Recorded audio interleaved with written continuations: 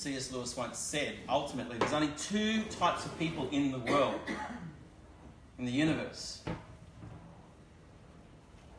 There's the people that say to God, "Thy will be done," by choice. And ultimately, there's the people that God says to them, "Thy will be done." But they won't be able to have anything of God. So you need to realise you can't have both. False religions and religious spirits try and create both, of self-will and selfishness and pride plus religion, and then using scriptural truth to convince themselves that they have the truth, they have salvation, they have something real, and it's going to work. But God allows that to fail. And here's where God is trying to tell Israel the same thing. So he says to Jeremiah, in Jeremiah 8, "Say to them, this is what the Lord says, when men fall down, do they not get up? When a man turns away, does he not return? Why then have these people turned away? Why does Jerusalem always turn away? They cling to deceit. They refuse to return." I think that's the core of religious spirits. They refuse to return and they cling to deceit. And God, I have listened attentively, but they do not say what is right, because no one repents of his wickedness, saying, "What have I done?" Each pursues his own course, like a horse charging into battle. Yet even the stork in the sky knows her appointed seasons, and the dove, the swift and the thrush observe the time of their migration. But my people do not know the requirements of the Lord. How can you say we are wise, for we have the law of the Lord? Can you see the religious part there? When actually the lying pen of the scribes has handled it falsely. That's when, and how does that happen? Is when people major on minors and minor on majors. When they focus on externals or performance or appearance rather than things of the heart between them and God.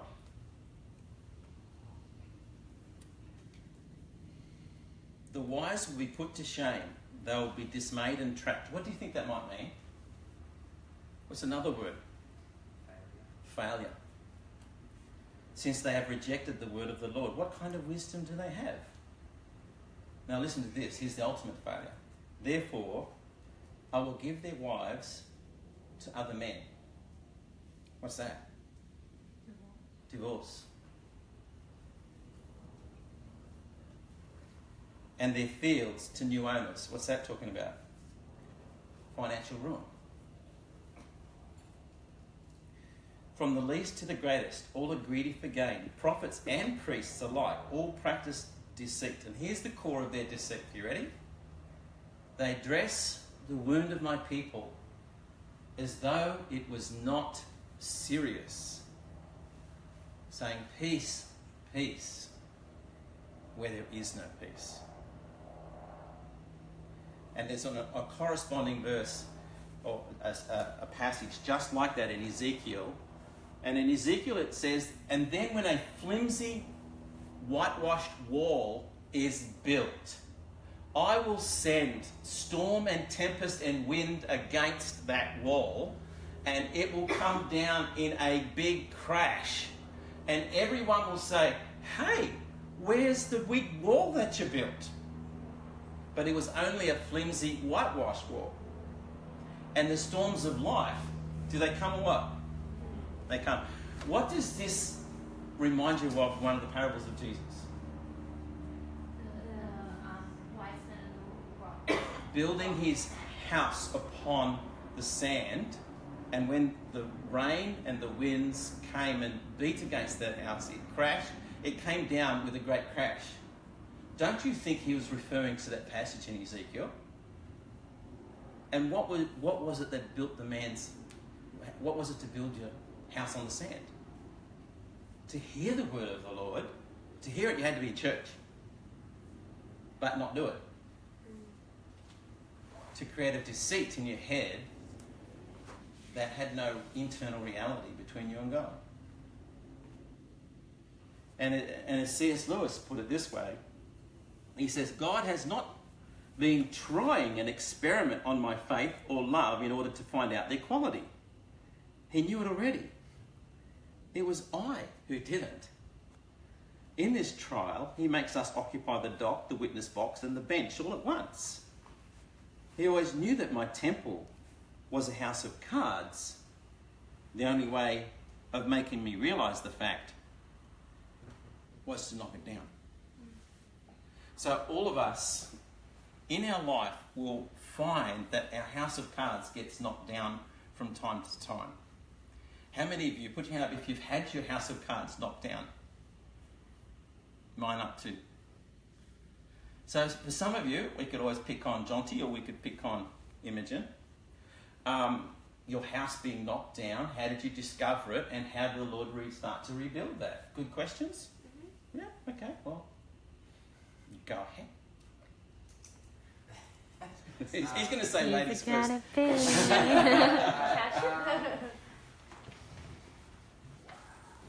Sorry, can you repeat the question, please? Okay. Have you ever been a religious spirit? Yes. You have.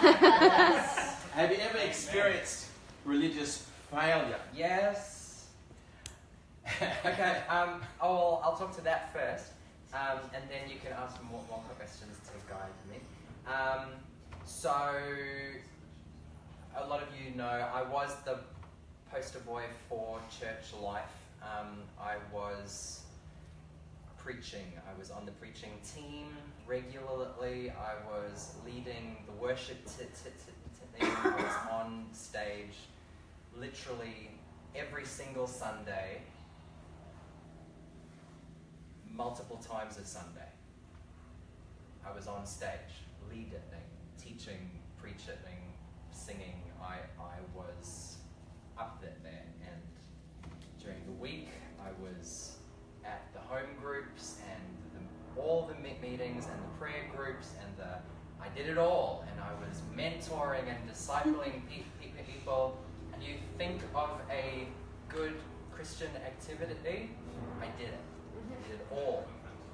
And I was reading the Bible every single day, and I was praying every single day. Like, you think of a good Christian activity, I did it. I did it all. I was the epitome of the good Christian boy. And people looked at me and they thought, wow, Jonty, what a good Christian. He really knows God. He's got it all together. We just admire him. And I really needed them to think that of me.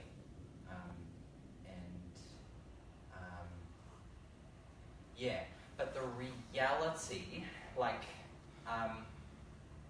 we've been talking a bit about how we can get caught up doing these good things, thinking I'm doing so well, when the realities are standing in stark contrast to what was saying. So where I was looking really good and doing all of these good things, actually, if we looked at the state of my relationships, what relationships? I had none. I had a whole mass of people who knew me, but nobody actually knew me. There was no real relationships. Even the people who were my best friends, my closest companions in life, who I did everything with all the time, there was actually no level of real transparency. Like the fact that I was absolutely addicted to porn and stuck in that. And when another preacher would get up on stage and start talking about guys and porn, I'd be sagely nodding my head and, oh, yes, oh, it's so bad, and oh, yes, those other guys need to sort out this one. It was me. It's totally me. I was the whitewashed wall. Absolutely. I looked so good, but the reality of my life, I was stuck in an addictive behavior that I couldn't stop, and it was bad, and it filled me with fear and shame and guilt, and I had no relationships, even with my parents. I hated spending time with my family. I would do everything I could to completely avoid them, and if I couldn't avoid it and I had to be there, I would sit there in silence, don't laugh, don't show emotion, don't react, don't give them anything, don't respond, don't smile, get out as quickly as you can. This was the reality of my relationships with the people who should have been closest to me. It was non-existent. So it's we can, like, where we're talking about that contradiction of I'm doing really good stuff, I can talk the talk, like I could give you the scriptures all day long. I could talk to you about the Bible and about good theology and what does God say on all sorts of topics. Like, I could speak to you all day. I preached all the time. But the reality of my life was actually something else. And it got to a point where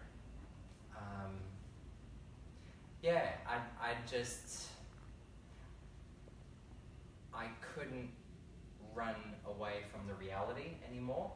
I guess the reality of it all caught up to me, and I couldn't lie anymore. I couldn't perform anymore. The storms of life came and beat against the whitewashed wall of my performance, and the wall came tumbling down. And I was royally exposed. And yeah. You want me to ask another question? Yes. Guide me. Where am I going? Did you find facing that? Obviously, that is a hard place to come to, isn't it? But there is still this sweetness about coming into the truth of where you're really, really at, and there's the sting of it, but then there's the hope of something more real, something more better. And honesty is the door that you have to walk through, and stepping out of secrecy, and letting another person see you in the ugliness that you believe you are, and then God doing something redemptive through that. It's funny how the most of your hurts in life come from wicked spirits you can't see, or people that hurt you. People that hurt you. If wounds come that way, guess how often God chooses people to heal the wounds? There was a very real fear there of when the wall actually came tumbling down, and I couldn't hide or lie or run or pretend anymore. There was this very real fear of what is going to happen now. Am I going to lose everything? I've spent my entire life building a reputation, and I've got all these relationships with people where they expect me to be this, but that's been a lie. And when they find out, how will they treat me? What will happen? My reputation is on the line here. When it came to actually being honest with my parents and actually choosing for the first time ever to actually let them in, there was a very real fear of, are they going to just absolutely disgusted with me? Are they going to kick me out? Are they going to disown me? Are they going to be angry? Are they going to yell at me? Are they going to point the finger and lecture me? And how are they going to react to me? Am I going to lose all of my friends? Am I going to lose my church? Am I going to lose my community? Am I going to lose my family? Am I going to lose it all? And I remember Paul actually saying to me, "Will you can either trust your life into the hands of men, in which case you're in trouble because men are fickle and change their minds all the time, or you can trust your life into the hands of God, who always does right and who always is loving and kind and does what is for your best, your highest good.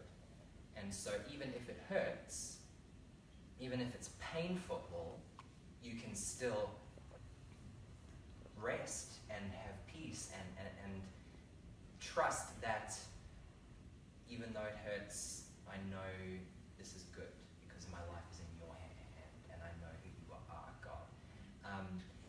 And I remember a very real struggle in my bedroom after that, going back into my room, and I actually had to wrestle with that for real. Who will I place my life in the hands of? And that was really hard. That was really, really scary and painful. Choose that thing, okay, God, even if this costs me everything and I end up on the street with nothing, even if that is how this goes, so be it. I will walk with you. I trust my life into your hands. And it was really scary and it was really painful, but you're right. The peace was very real too. It was crazy. Just that after that choice of surrender, the peace that then of whatever comes now is God. And it's okay, because I've got him and he's got me. So it's okay, whatever comes. And yeah, it was like, I remember feeling like I'm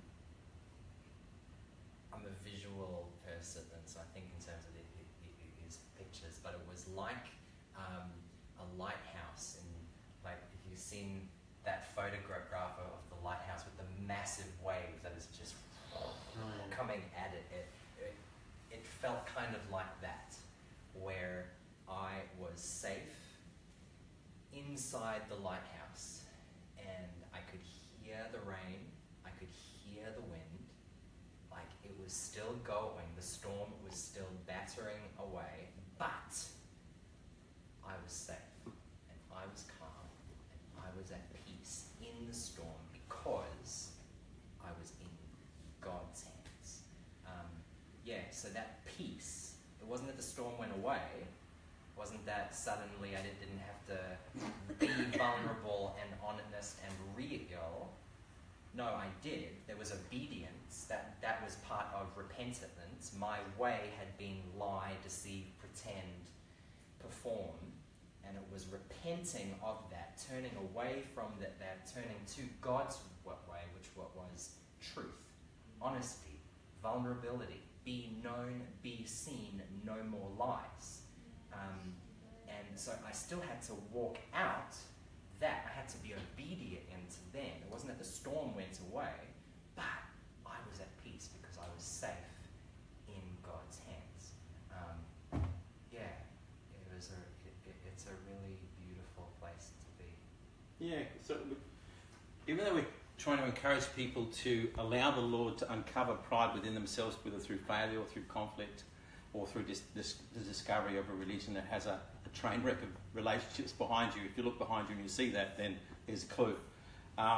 But it's the grace that you find when you humble yourself. It's when it's coming back into life, and it's discovering a real God, very active in changing your heart from within.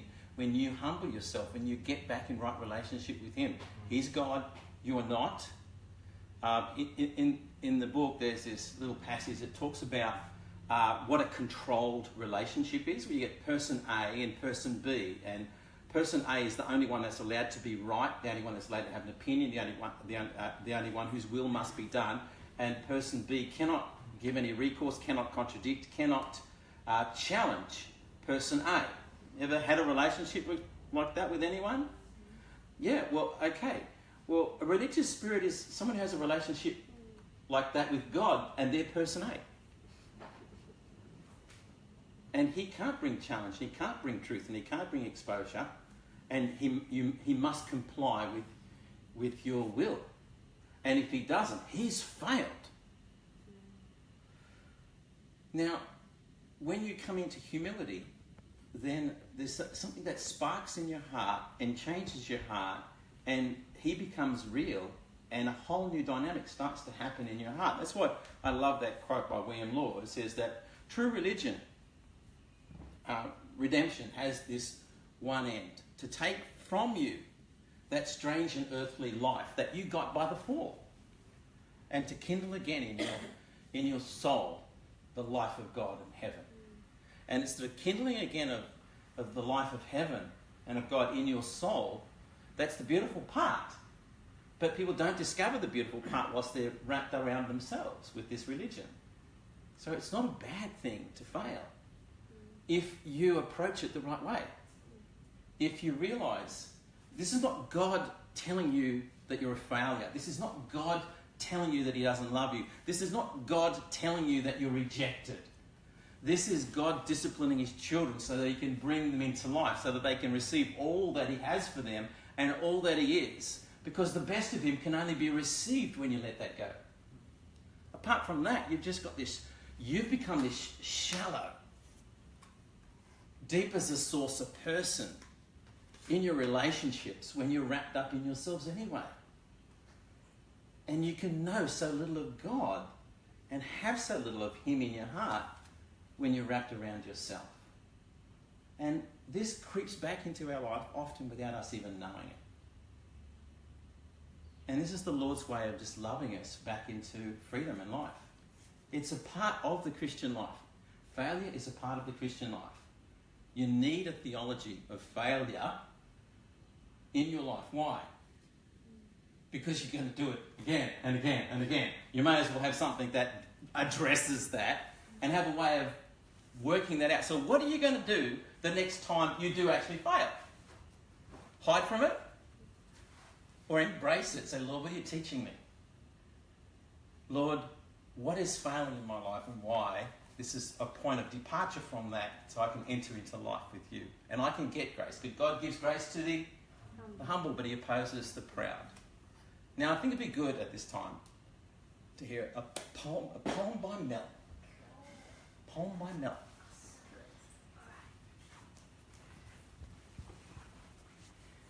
When I stand at the judgment seat of Christ, and He shows me His plan for me, the plan of my life as it might have been, had He had His way.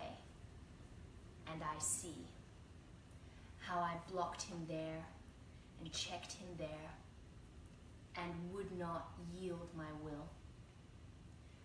Will there be grief in my Saviour's eyes? Grief, though He loves me still.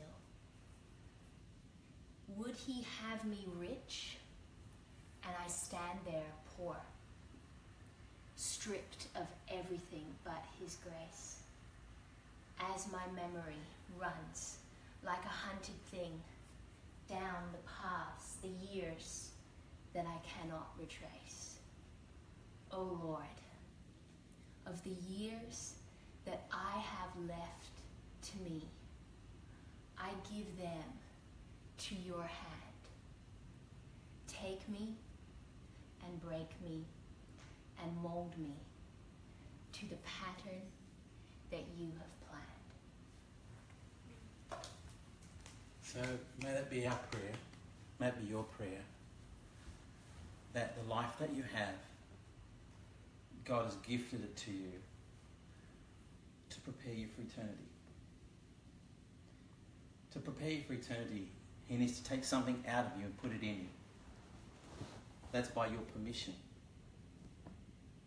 He's such a gentleman and He's so gracious that He responds to invitation and He responds to faith and dependence. And He withdraws Himself from self-confidence, selfishness and pride. He won't share with it. But He woos us to Himself through our failures, through our conflicts, because He wants freedom and He wants life for us. And He does have a plan, and it is unbelievable, and it goes through all the way into the eternity of eternities and forever and ever. And this is our little time, our incubator, where God grows saints and makes them safe for His glory.